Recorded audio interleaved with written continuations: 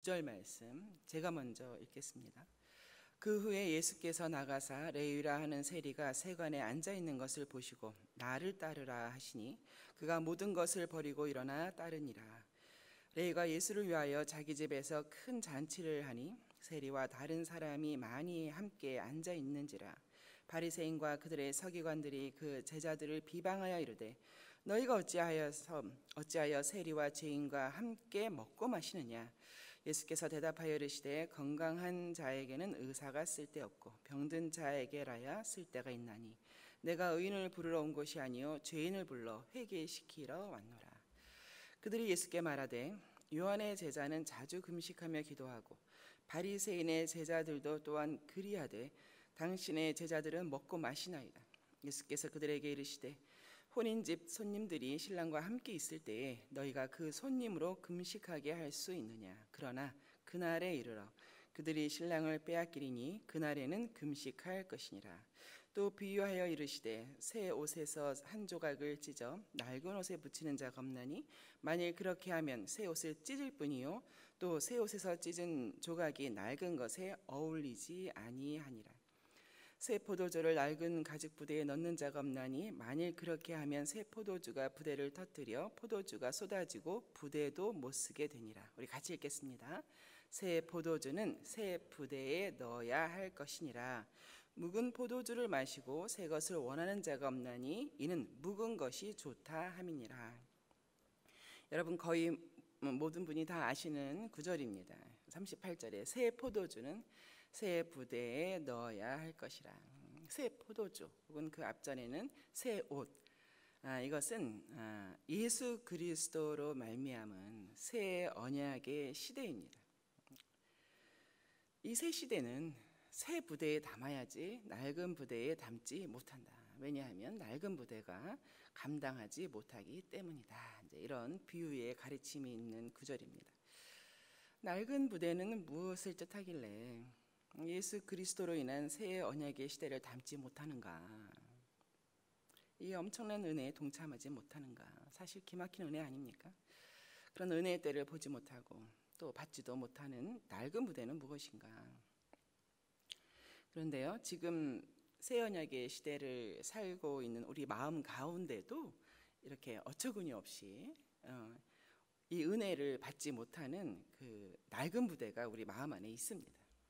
저와 여러분 안에 터져버리고 마는, 찢어지고 마는, 감당하지 못하는 낡은 부대가 있죠. 오늘 본문에서는 종교 지도자들이 들고 나온 이 금식에 대한 논쟁, 그것을 통하여서 그들 마음 가운데 자리 잡고 있는 이 낡은 부대가 무엇인지를 알 수가 있습니다. 33절에 있었죠. 요한의 제자는 세례자 요한이죠. 요한의 제자들은 자주 금식한다. 또 바리새인의 제자들도 그리하는데 당신의 제자들은 지금 뭐 하고 있냐, 먹고 마시지 않냐, 이제 이렇게 논쟁을 시작했습니다. 세리 레위가 참 주의 부르심에 감사하고 또 주님, 진리 되신 주님과 함께함이 기뻐서 큰 잔치를 베풀고 세리들과 이제 죄인들을 초대하여서 먹고 마시는 상황에서 이제 하는 것이죠. 당신의 제자들은 먹고 마시냐? 이 본문은 마태복음, 마가복음, 누가복음 세 개의 공간복음에 다 기록되어 있습니다. 그래서 같이 이렇게 비교하면서 이렇게 읽는 것이 이제 필요합니다. 마가복음의 2장 18절에 보면 이렇게 되어 있습니다. 요한의 제자들과 바리새인들이 금식하고 있는지라, 이제 이런 구절이 있습니다. 네, 그것으로 봐서 아마 그때가 혹은 그날이 금식일이거나 금식 기간이었던 것 같습니다. 당시 유대인들은 여러 번의 금식일과 금식 기간들을 정해놓고 있었습니다. 대속죄일이나 국가적인 재난 혹은 재앙이 있을 때, 특별히 성전이 굉장히 중요하지 않습니까? 그러니 과거에 느부갓네살에 의하여서 예루살렘 성전이 불탔던 날, 또 약탈당하였던 날, 또 완전히 파멸되었던 날짜들을 이렇게 정해서 그것을 기억하며 그 성전에 그 파괴됐던 것을 가슴 아파하며 또 성전을 더욱더 사모하는 마음으로 금식하는 날들을 쭉 정해놨습니다. 성전이 중요한 것이죠. 또 율법이 중요하지 않습니까? 그래서 모세가 율법을 받으러 시내 산에 올라갔던 날을 이제 목요일이다 이렇게 정한 거예요. 그리고 십계명을 받고 내려온 날은 이제 월요일이다 그래서 매주일 목요일과 월요일을 이제 금식일로 이렇게 2번 금식하게 정했습니다. 이제 결국 금식일, 이렇게 정한 금식일이나 금식 기간을 이제 어기고 먹고 마신다고 하는 것은 성전과 율법을 모독하는 행위나 다름이 없었던 것이죠. 그러니 이렇게 큰 잔치를 벌려서 먹고 마시는 중에 가뜩이나 예수의 여러 가지 가르침과 행적이 이제 탐탁지 않은 종교 지도자들이 마치 경찰이 출동한 것처럼 이제 우르르 몰려온 것이죠. 왜 성전과의 율법을 위하여 금식하지 않느냐? 세례자 요한의 제자들도 금식하고 바리새인도 금식하고 다 우리 그렇게 금식해 가는데 왜 너와 너의 제자들은 그러지 아니하느냐? 이렇게 이제 비방하고 나선 것입니다. 율법과 이제 성전이 신앙이 되어버린 것이죠. 그러나 예수께서 뭐라 하셨습니까? 이 성전을 허물라. 내가 3일 만에 다시 세우리라. 나는 율법을 폐하러 온 것이 아니라 완성하러 온 것이다. 성전의 본체시고 율법, 말씀의 본체이신 예수님이신 것이죠. 그래서 이제 비유로 말씀하신 것이 새 옷 조각은 낡은 옷 조각에 붙이지 못하고 새 포도주는 낡은 부대에 담지 못한다. 이렇게 말씀을 하신 것입니다. 아까 말씀드린 것처럼 지금도 여러 종류의 이 낡은 부대와 같은 마음들이 우리 성도들 마음 안에 있습니다. 이게 파고듭니다, 그것이. 왜냐하면 인간은 유일한 종교적 피조물입니다. 사람이 있는 곳에는 종교가 있습니다. 우리 사람 내면에 종교가 있기 때문입니다. 이 낡은 부대라고 하는 것은 오늘 본문에 이렇게 비유해서 우리가 알게 되는 것은 낡은 부대는 이렇게 사람 안에서 나온 종교심일 수 있습니다. 살아계신 하나님을 섬기는 것도 이런 이유에서 내 안에 있는 종교심으로 내가 종교화하여서 그렇게 섬기게 된 것이죠. 그러나 기독교라고 하는 것은 우리 사람의 내면에서 나오는 것이 아니라 외부에서 오는 것이거든요. 역동적으로 살아계신 하나님을 늘 발견해가며 그 말씀 앞에서 내 안에 있었던 종교심마저, 사실 종교심이라고 하는 것은 나를 위한 것이거든요.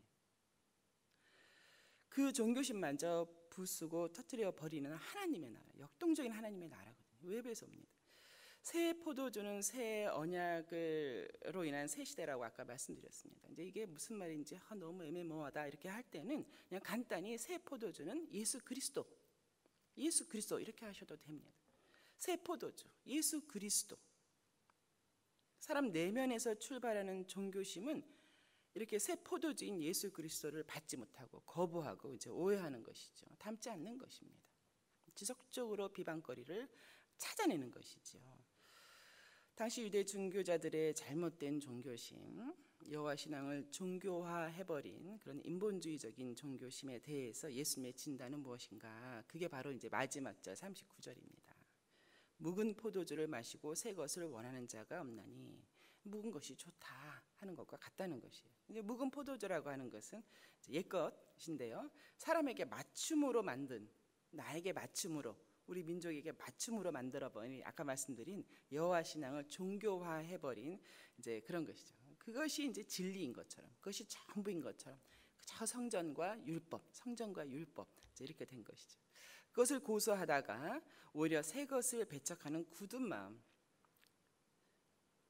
새 것을 원하지 않는다. 묵은 것이 좋다.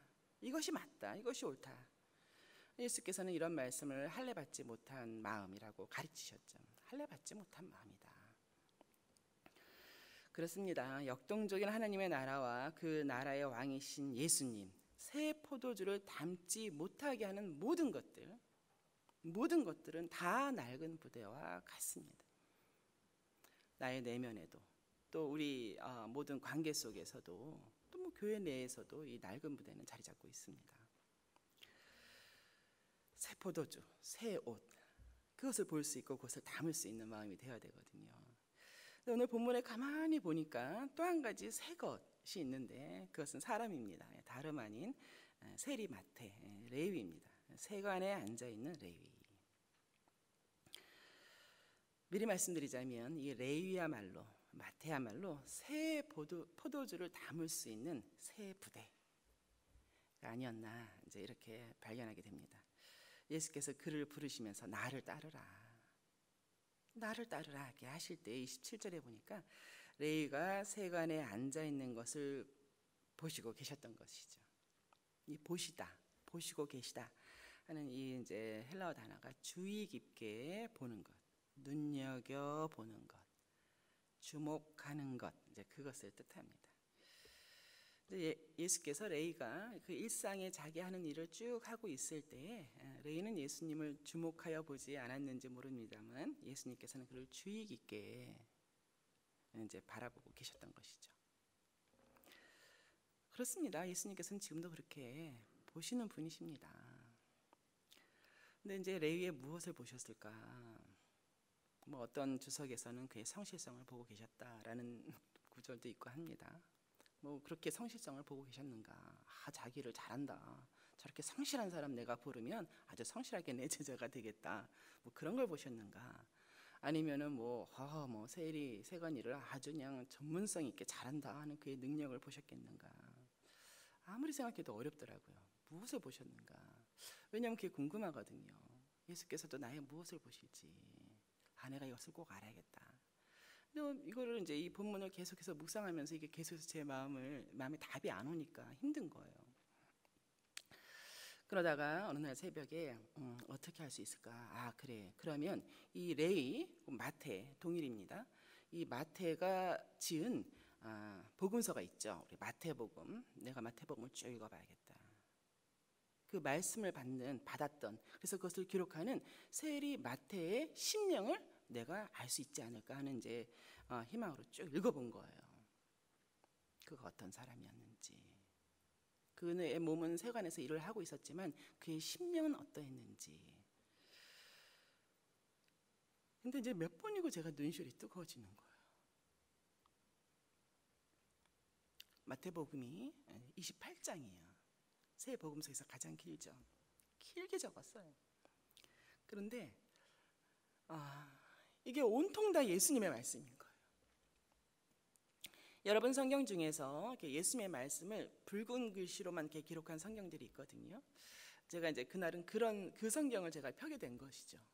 그러니까 마태복음이 온통 다 붉은 글씨인 거예요. 다 예수님의 말씀인 거예요. 산상보험, 하나님의 나라, 온통 다 예수님의 말씀이고 가르침이고 왕이신 예수 그리스도, 구약에서 오실 메시아라고 하셨던 바로 그 왕 대신 예수 그리스도, 메시아, 우리의 구원자. 많은 가르침들, 재물과 겸하여 섬길 수 없는 우리 왕, 하나님의 나라. 게다가 구약에 있는 성경 말씀을 69절도 넘게 인용하고 있는 거예요. 그는 갈급한 사람이었구나. 영혼을 사모하는 그의 영혼이 목마르고 갈급했겠구나. 그래서 예수님께서 주신 모든 말씀들을 또 마구마구 영생의 말씀, 주의 말씀들을 받아먹고 마음에 새기고 마음에 담고 그렇게 새겨갔던 사람이구나. 갈급했구나 그는. 그런 마태의 심령, 그 중심을 보신 예수님이셨던 것은 아닌가. 그렇게 예수님께서는 우리의 중심을 지금도 보고 계세요. 여러분 여러 가지로 갈급하시잖아요. 관계 속에서 갈급하시고 또 이 세대의 여러 가지 불이한 것들로 갈급하시잖아요. 또 말씀과 내 삶의 괴리감, 말씀은 이러한데 나는 그렇지 못한 이 괴리감으로 여러분 갈급하시잖아요. 이 갈급하심을 무시하지 아니하시고 정죄하지 아니하시고 주목하여 보신다는 것이죠. 왜냐하면 그분은 모든 우리의 갈급함의 생수가 되시거든요. 우리의 목마름의 생수가 되시고 우리 굶주린 영혼의 양식이 되시거든요. 그런 마태여서인지 예수께서 나를 따르라. 이제 원어적으로는 당장 나를 따르라. 당장 나를 따르라. 뭐 생각해보라. 그런 뜻이 아닌 거예요. 당장 나를 따르라 하는 예수님께서 말씀하셨을 때 우리말 성경이 있지 않습니까? 우리 우리말 성경을 보니까 이렇게 되어 있어요. 그러자 레이는 그 자리에서 벌떡 일어나 모든 것을 버려두고 예수를 따랐다라고 이제 기록되어 있는 거예요.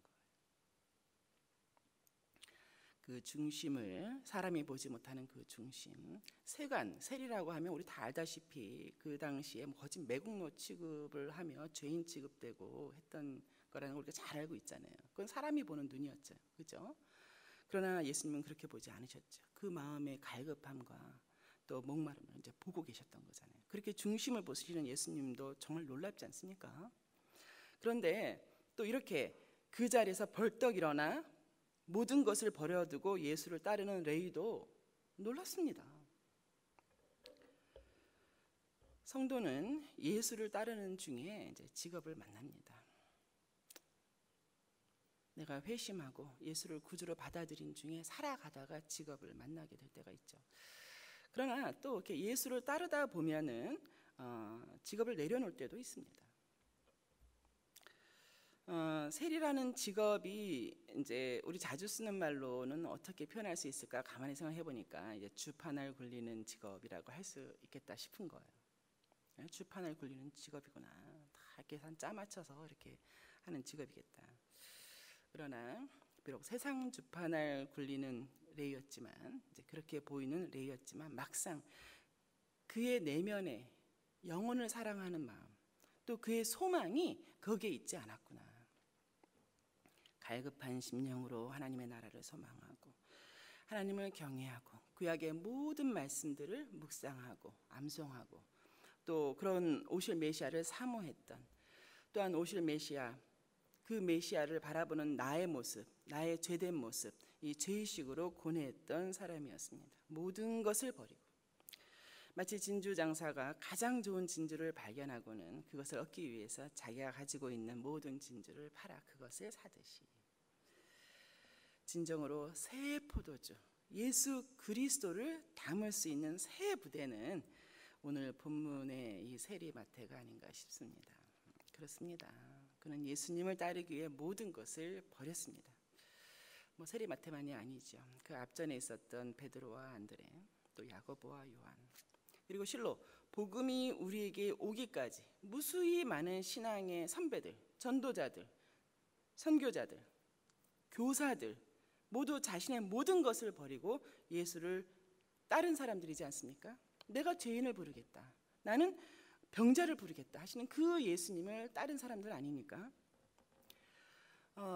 지난 며칠간 이제 저 세미나가 있기도 했고, 그 세미나 끝날 때마다 이렇게 기도도 하고 할 때에 이제 다음 세대에 대한 기도도 있었어요.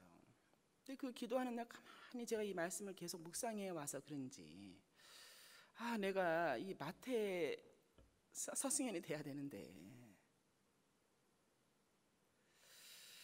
하는 중에 다음 세대를 위한 기도를 하는데 제가 또 마음이 또 뜨거워지는 거예요. 여러분도 그런 분들 많으시죠? 그러나 어쩌면 내가 마태가 되지 못하고, 즉 모든 것을 버리고 예수를 따르지 않는 한 나는 기도는 하지만 결코 다음 세대에 닿지 못할 수도 있겠구나.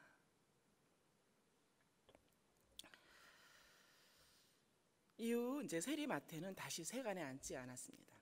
다시 세간의 일로 돌아오지 않았어요.